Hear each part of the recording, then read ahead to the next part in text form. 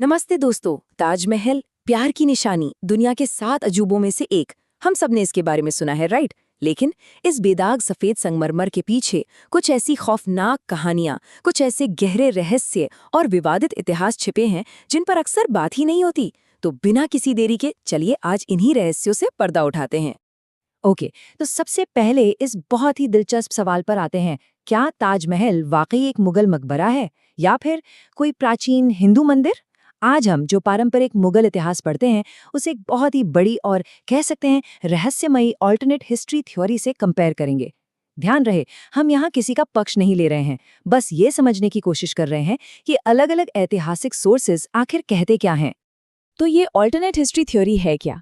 दरअसल इतिहासकार PN okay और वेब दुनिया के एक डिटेल आर्टिकल में ये दावा किया गया है कि ताजमहल असल में एक प्राचीन हिंदू शिव मंदिर है और इसका नाम था तेजो महालय। इस थ्योरी को मानने वालों का कहना है कि ये पूरी की पूरी इमारत शाहजहां के समय से बहुत बहुत पहले ही वहां मौजूद थी। अब जो बात इस दावे को वाकई बहुत दिलचस्प बनाती है वो है इसके सपोर्ट में दिए गए आर्किटेक्चरल सबूत। ओक कुछ खास चीजों की तरफ इशारा करते हैं, जैसे कि मेन गुंबद के ऊपर लगा हुआ त्रिशूल और कलश, गुंबद पर बनी कमल की आकृति और दीवारों पर ओम और शंख के निशान। और हाँ, वो 22 बंद तहखाने वाले कमरे और चारों तरफ बने एक जैसे एंट्रेंस जिन्हें चतुर्मुखी शैली कहा जाता है। उनके मुताबिक ये सब हिंदू वास्तुकला के एकदम साफ सबूत हैं। और बात सिर्फ वास्तुकला की नहीं है।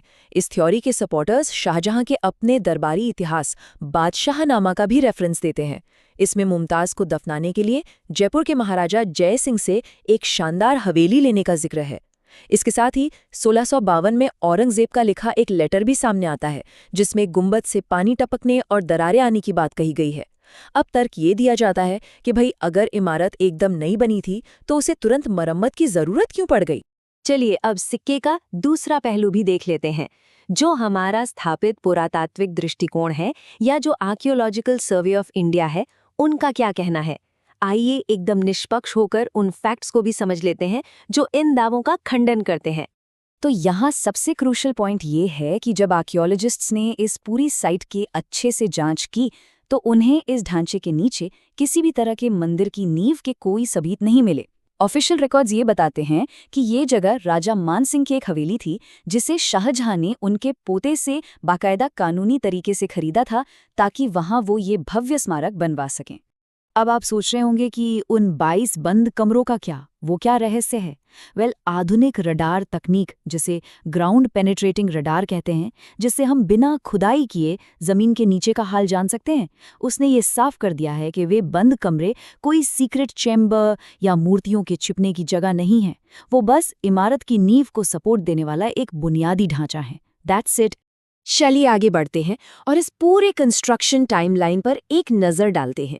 देखिए, ताजमहल कोई जादू नहीं था जो रातों रात या बस कुछ दिनों में बनकर तैयार हो गया। 1631 में इसका काम शुरू हुआ और 20,000 से ज्यादा मजदूरों और शिल्पकारों की दिन रात की मेहनत के बाद इसे पूरा होने में पूरे 22 साल लग गए। जरा सोचिए, 22 साल, ये अपने आप में एक बहुत बड़ा अचीवमेंट है। अब इतिहास के इन भारी भरकम पन्नों से थोड़ा बाहर आते हैं और बात करते हैं उन डार्क और खौफनाक कहानियों की जो आपने और हमने बचपन से सुनी है। आइए फटाफट अंदाज में इन पॉपुलर मिथकों की सच्चाई का टेस्ट करते हैं।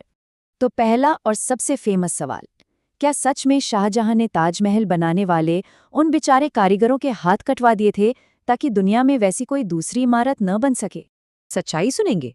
ये महज एक मनगढ़ंत और डरावनी कहानी है। इसका इतिहास में दूर दूर तक कोई प्रमाण नहीं है। लॉजिकली सोचिए, वो कारीगर मुगल साम्राज्य की सबसे कीमती संपत्ति थे। कोई भी राजा अपना इतना बड़ा टैलेंट क्यों खत्म करेगा?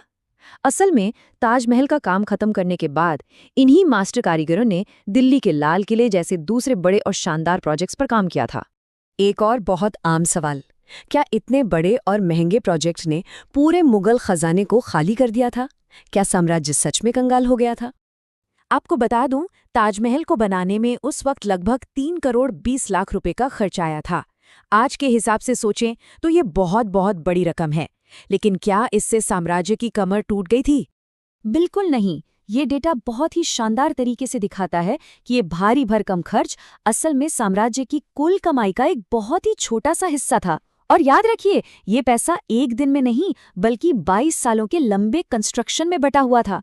और उस समय मुगल साम्राज्य आर्थिक रूप से अपने एकदम पीक पर था। क्या आपने कभी ब्लैक ताजमहल के बारे में सुना है?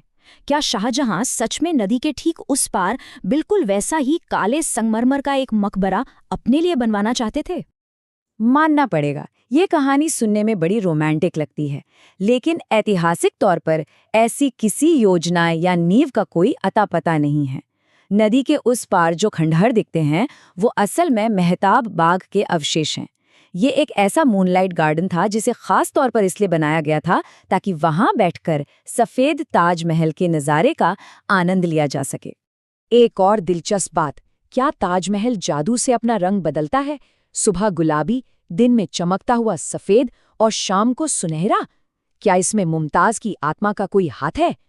जी नहीं, इसमें कोई अलौकिक शक्ति या भूतिया रहस्य नहीं है। ये पूरी तरह से प्योर साइंस है। ये सफेद संगमरमर की खासियत और सूरज की बदलती रोशनी का कमाल है।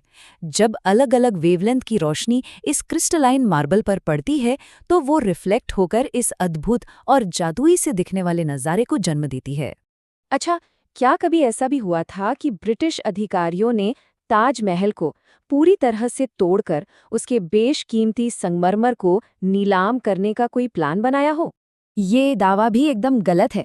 असल में इसे तोड़ने के बजाय तत्कालीन ब्रिटिश वाइसराय लॉर्ड कर्जन ने इस स्मारक को बचाने के लिए एक बहुत बड़ा कंजर्वेशन और रेस्टोरेशन प्रोजेक्ट चलाया था। उन्होंने ही उस संगमरमर की सफाई करवाई और उन बागीचों को उनकी पुरानी शान में वापस लौटाने का काम किया था। तो इन सारी डार्क कहानियों, मिथकों और विवादों से थोड़ा पीछे हटकर अगर हम शांत दिमाग से सोचें तो असल में हमें क्या समझ आता है? ये सारे फैक्ट्स हमें क्या बताते हैं?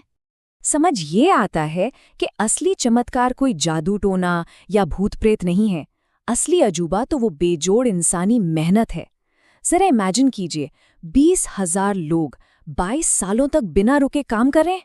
इतना विशाल लॉजिस्टिक और इकोनॉमिक मैनेजमेंट, ये ह्यूमन स्किल्स और आर्किटेक्चर की एक ऐसी परफेक्शन है जो वाकई में हमारे रूंगटे खड़े कर देती है।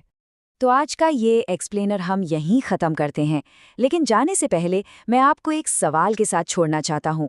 क्या ऐसा होता है कि जब इंसान किसी बहुत बड़ी, किसी लगभग नामुमकिन सी उपलब्धि को देखता है जिसे समझना उसके लिए मुश्किल हो जाता है, तो वो उसे एक्सप्लेन करने के लिए ऐसी जादुई या अलौकिक कहानियाँ घड़ने लगता है?